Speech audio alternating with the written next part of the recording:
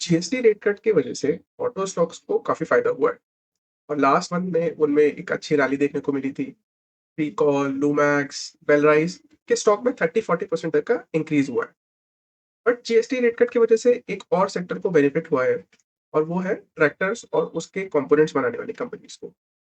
GST tractors में पहले around 12% था, फिर उसे रिड्यूस करके 5% पे कर दिया है। सिमिलरली ट्रैक्टर के जो टायर्स और जो पार्ट्स बनाने वाली कंपनीज़ थी, फार्म मशीनरी बनाने वाली कंपनीज़ थी, उसमें भी 12 से 18% तक के जीएसटी को रिड्यूस करके 5% पे कर दिया है। अब इसकी वजह से इंडिया में फोर व्हील ड्राइव के ट्रैक्टर्स की अडॉप्शन बढ़ने लगी है। टू व्हील ड्राइव से फोर व्हील ड्राइव की अडॉप्शन कुछ ही सालों में 2% से 24% तक आ चुकी है और रेट कट की वजह से इसमें और भी पुश आया है। जो कंपनी मैं आज आपके साथ डिस्कस करने जा रहा हूँ, वो इन्हीं ट्रैक्टर्स के ट्रांसमिशंस और एक्सेल्स बनाती है और उसका नाम है करारो इंडिया। करारो इंडिया के 3 मेजर प्रोडक्ट्स हैं। एक है उसके ट्रांसमिशन का इक्विपमेंट, दूसरा है उसके एक्सेल्स और तीसरा है उसके गियर्स। ट्रांसमिशन का मतलब होता है कि इंजन की पावर ट्रांसमिट करना टू एक्सेल्स और कितनी पावर चाहिए वो आपका ड्राइवर डिसाइड करेगा। तो कभी-कभार आपको एक ट्रैक्टर में टॉर्क बहुत चाहिए होता है, इनिशियल किसी भी लोड को मूव करने के लिए। तो वो जो वो पहले गियर में डाल के ट्रैक्टर जो अपने स्पीड देता है, उस वो जो इनपुट होता है वो ट्रांसमिशन जो होता है वो इंजन से आउटपुट क्रिएट करके एक्सेल्स को प्रोवाइड करता है। सेकंडली एक्सेल्स का काम होता है, ये ट्रांसमिशन से जो उसे इनपुट मिला, वो टायर्स में ट्रांसफर करना। तो हमने समझ लिया कि ट्रांसमिशन होता है ड्राइवर का इनपुट इंजन से निकाल के एक्सेल को देना। एक्सेल का काम होता है ट्रांसमिशन से व्हील्स को देना। देन थर्ड होते हैं गियर्स। तो गियर्स जो होते हैं वो हेल्प करते हैं ये पूरे मैकेनिज्म को वर्क करने के लिए। अब हमने समझा कि करारो इंडिया ट्रांसमिशन बनाता है, एक्सेल्स बनाता है, गियर्स बनाता है। इसका ये जो तीनों इक्विपमेंट्स बनाता है, वो यूज़ होते हैं हेवी इक्विपमेंट्स में। अब वो हेवी व्हीकल्स जो हो सकते हैं, वो आपके ट्रैक्टर्स हो सकते हैं, जो कि एग्री व्हीकल्स में आता है। कंबाइन्स या हार्वेस्टर हो सकते हैं, वो भी आपका एग्री में आता है। या फिर आपकी क्रेन्स हो सकती हैं, टेलीबूम हैंडलर्स हो सकते हैं और ये जो होते हैं, वो कंस्ट्रक्शन इक्विपमेंट्स में आते हैं। तो हमने समझा कि इनके 3 मेजर प्रोडक्ट्स हैं और वो इनके एंड कस्टमर जो है वो ट्रैक्टर्स हैं, कंबाइन्स हैं और एग्री में है और एक दूसरा जो वर्टिकल है वो कंस्ट्रक्शन इक्विपमेंट में।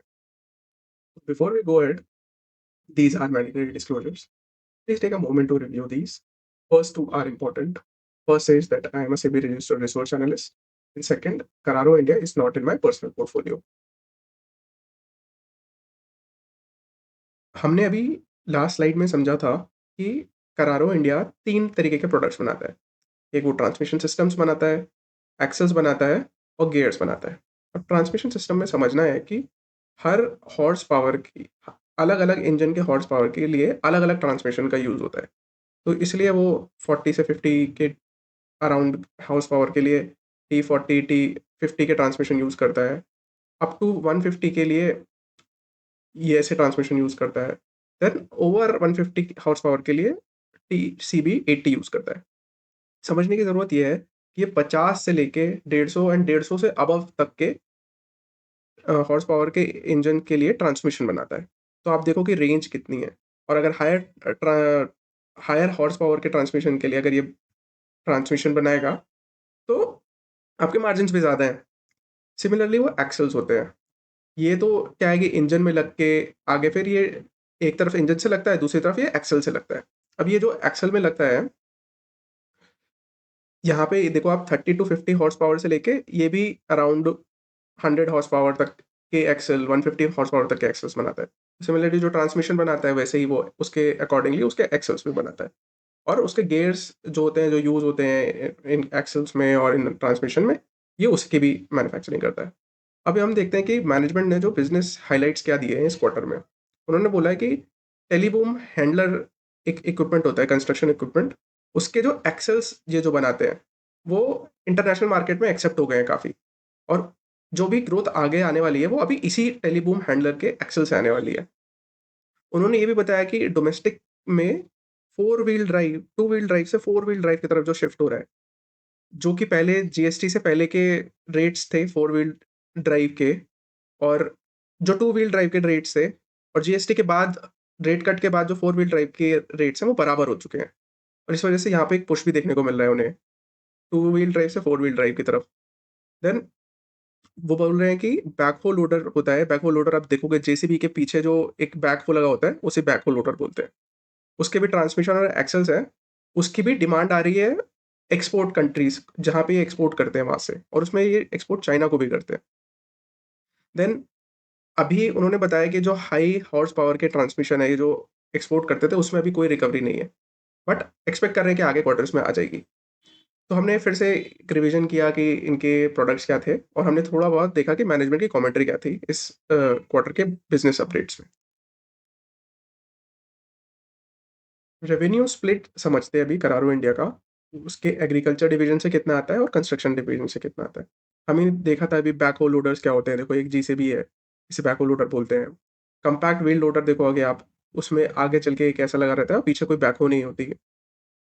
और आप देखोगे ये सीमेंट वाला सेल्फ लोडिंग कंक्रीट मिक्सचर जो होते हैं वो है।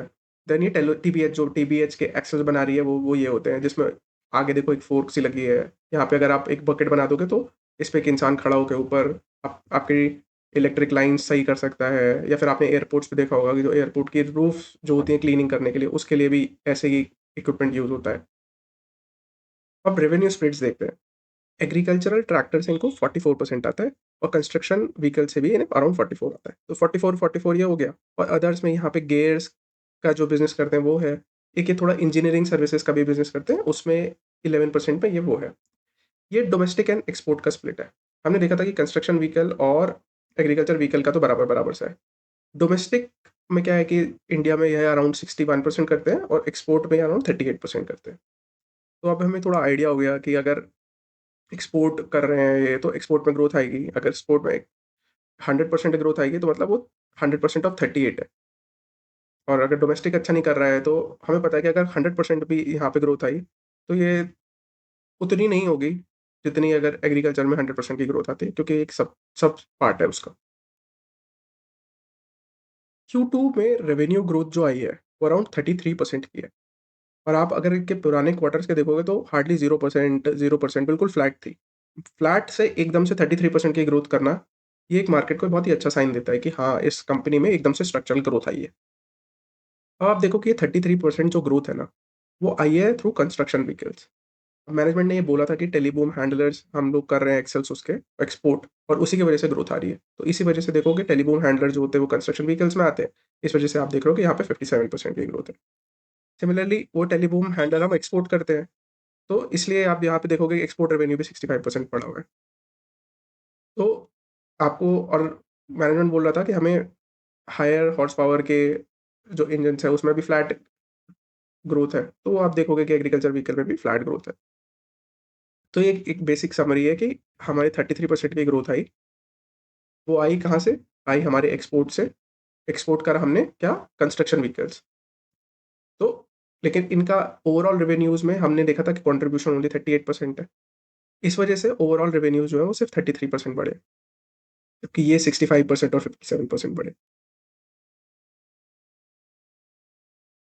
मैनेजमेंट ने गाइड किया है कि इस साल वो 220 मिलियन यूरोज़ करेंगे इन रेवेन्यूज़, और ये उनकी लॉन्ग टर्म गाइडेंस है कि वो एफवाई 29 में 350 मिलियन करेंगे यूरोज़। तो उसमें आप देखोगे कि 220 से 350 जाओगे आप, तो 15 से 20% तक का आप कैगर जो है वो एक्सपेक्ट कर सकते हो। बट ये 15 से 20% जो है स्ट्रक्चरल ग्रोथ है। बट अभी तक वो 0% कर रहे थे। 0% से एकदम से इस साल की जो ग्रोथ आएगी, अगर वो 30% आई, नेक्स्ट ईयर 15-20% आई, तो वो एक अच्छा सिग्नल देता है मार्केट को कि एक बिल्कुल भी ग्रोइंग कंपनी से एकदम से 20-30% तक का ग्रोथ इंजन है। उस कंपनी की पी री-रेटिंग होने के चांसेस ज़्यादा रहते हैं। ये मैंने एक एक्सरसाइज़ की है कि एक्सपेक्ट देखने के लिए कि जो मैनेजमेंट बोल रहा है कि 350 मिलियन यूरोज़ करेगा, उसका बाइफरकेशन कैसे हो सकता है? ये मेरे एस्टिमेट्स हैं खुद के, तो ऐसा ज़रूरी नहीं है कि ऐसा ही हो, बट मुझे लगता है कि ऐसा होगा। तो इस साल फाइनेंशियल एफवाई 26 में मैनेजमेंट कह रहा है कि हम 220 मिलियन यूरोज़ तो करेंगे ही करेंगे, प्लस 225 टू 30 तक भी जा सकते हैं हम। अब देखो कि एफवाई 27 में मैंने माना है कि 220 तो करेंगे ही करेंगे, फिर जो एडिशनल आएगा रेवेन्यूज़ वो कहाँ से आएँगे? वो आएँगे और जो टीबीएच एक्सेल का जो रैंप अप होगा, जो अभी टीबीएच के ये एक्सेल्स बना रहे हैं, एक्सपोर्ट कर रहे हैं, वो उसका प्रोडक्शन और बढ़ाएँगे ये और उसका प्रोडक्शन और बढ़ाएँगे और उसकी वॉल्यूम और रैंप अप होगा। तो अराउंड 10 से 12 मिलियन वहाँ से आ जाएगा। फिर ये बोल रहे हैं कि जो 4 व्हील ड्राइव के जो एक्सेल है, जो इंडिया में पेनिट्रेशन होगा, उससे अराउंड 10 मिलियन तक का आ जाएगा। हाई हॉर्स पावर ट्रांसमिशंस के जो ये ट्रैक्टर्स एक्सपोर्ट करते थे, उसमें रिकवरी आ जाएगी, तो वहाँ से 2-4 मिलियन और आ जाएगा। देन इन्होंने इंजीनियरिंग सर्विसेज़ भी करते हैं, उससे इनको कंट्रीब्यूशन मिल जाएगा 2-3 मिलियन का और।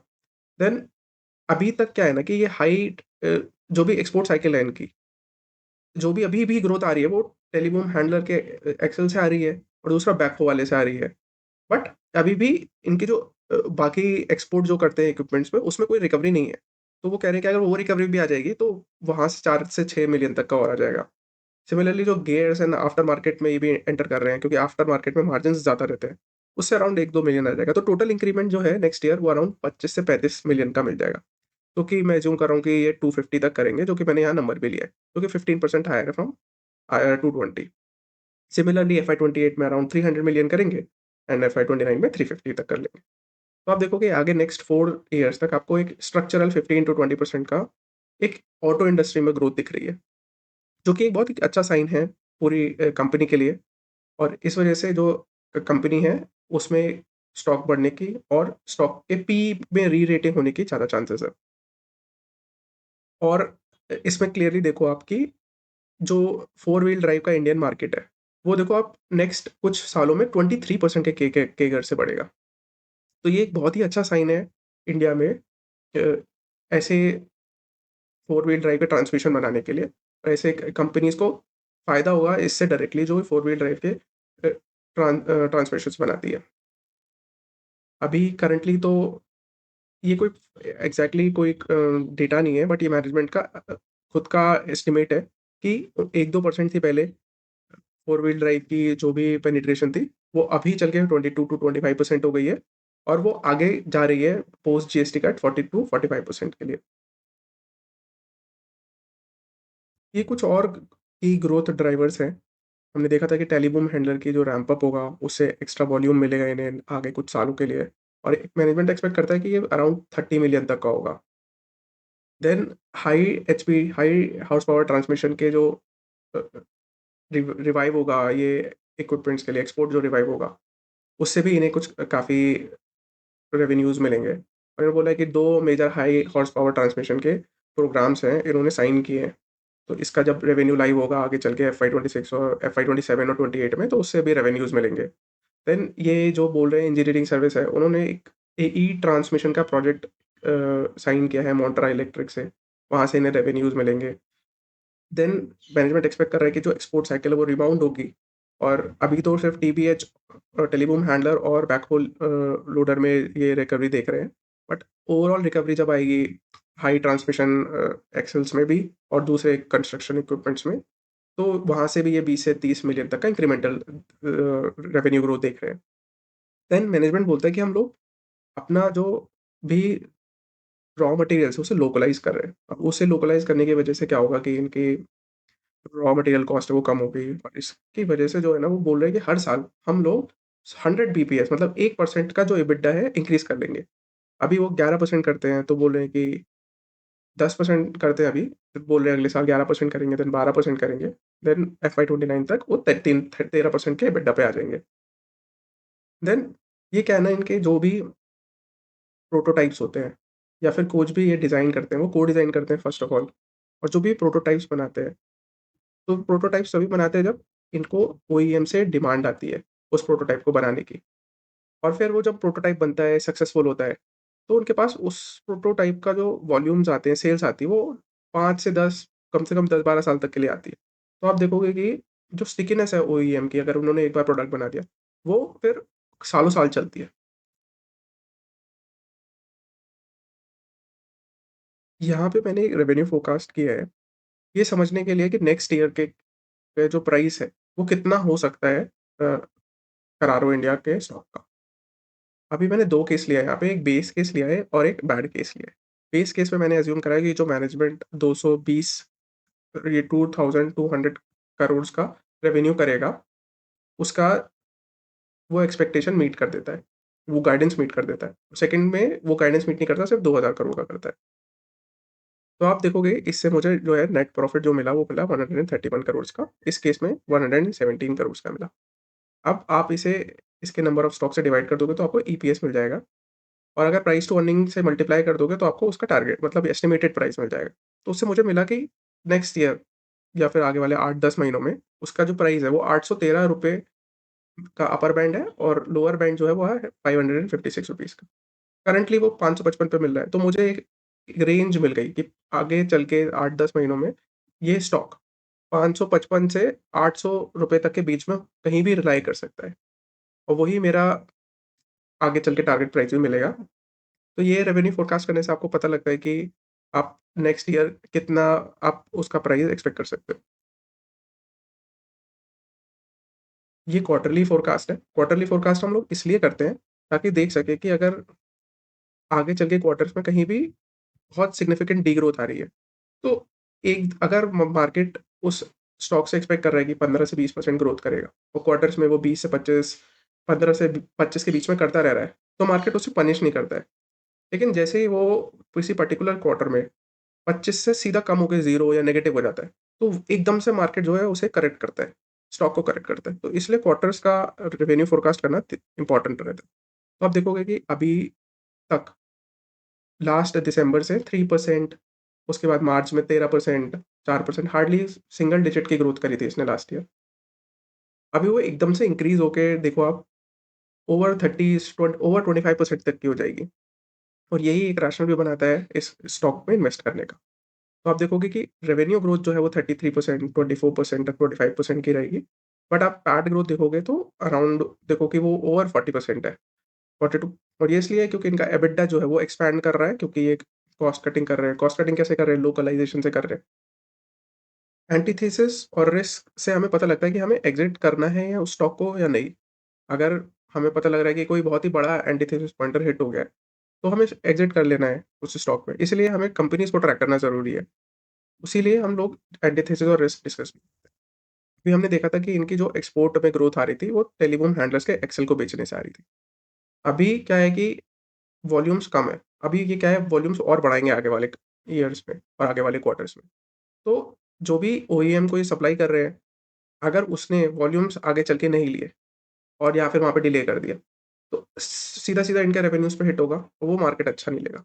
तो इनका रिस्क है कि अगर ओईएम जो है वो स्लो डाउन कर देता है वॉल्यूम्स को या बोलते हैं कि हमें रीडिज़ाइन करना है उसके प्लेटफ़ॉर्म को, तो इनके जो एक रेवेन्यू के गाइडेंस थी या एक्सपेक्टेशन थी, वो ऑटोमैटिकली आगे चल के पुश हो जाएगी।